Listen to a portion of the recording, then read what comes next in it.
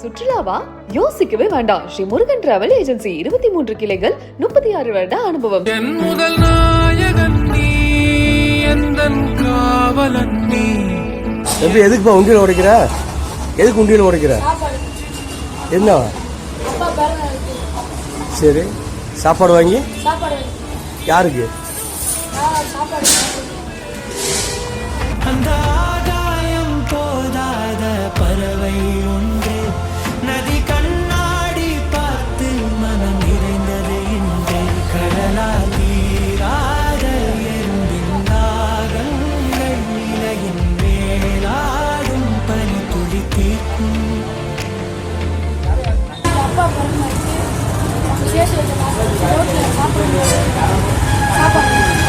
நம்ம என்ன செய்யறோமோ அதை தான் நம்மளுடைய குழந்தைகள் பின்பற்றுவாங்க அப்படின்றதுக்கு உதாரணமா சமூக ஆர்வலர் ஒருத்தருடைய பிறந்த நாளுக்காக அவருடைய மகன்கள் 2 பேரும் சேர்த்து வச்சிருந்த காசு எடுத்துட்டு போயிட்டு ஹோட்டல்ல உணவு வாங்கி சாலையோரமா இருக்கக்கூடியவங்களுக்கு உணவளிச்சிருக்காங்க. சிறுவர்களுடைய இந்த செயல் பொதுமக்கள் மத்தியில பெரும் நிகழ்ச்சியை ஏற்படுத்தியிருக்கு. தேனி மாவட்டம் கம்பம் பகுதியில் இருக்கக்கூடிய ஒரு உணவகத்துல 2 சிறுவர்கள் வந்து உண்டியல் பணத்தை வச்சு இதுக்கு எவ்வளவு உணவு வருமோ அதை கொடுங்க அப்படின்னு சொல்லி கடைக்காரர் கிட்ட கேட்டிருந்திருக்காங்களாம். அதை பார்த்துட்டு அந்த சிறுவர்கள் கிட்ட நீங்க யாரு என்ன பண்றீங்கன்னு கேட்கும் போதுதான் அவங்களுடைய விவரங்கள் தெரிய வந்திருக்காம். கம்பம் பக்கத்தில் இருக்கக்கூடிய காக்கி சிக்கையன்பட்டி பகுதியை சேர்ந்தவர் ராஜ்குமார், அவருடைய மனைவி காயத்ரி தேவி. இந்த தம்பதியுடைய மகன்கள் தான் இவங்க 2 பேரும். மூத்த மகன் ஹரிஷ்குமார் 7வது படிச்சுட்டு வராரு. 2வது மகன் சாய் சித்தார்த் மற்றும் மகள் கபினின்னு இந்த தம்பதிக்கு 3 குழந்தைகள் இருக்காங்க. ஹரிஷ்குமாரும் சாய் சித்தார்த்தும் சேர்ந்துதான் இவங்க சேர்த்து வச்சிருந்த 465 ரூபாய் உண்டியல் பணத்தை எடுத்துட்டு வந்து தங்களுடைய அப்பாவோட பிறந்த நாளுக்காக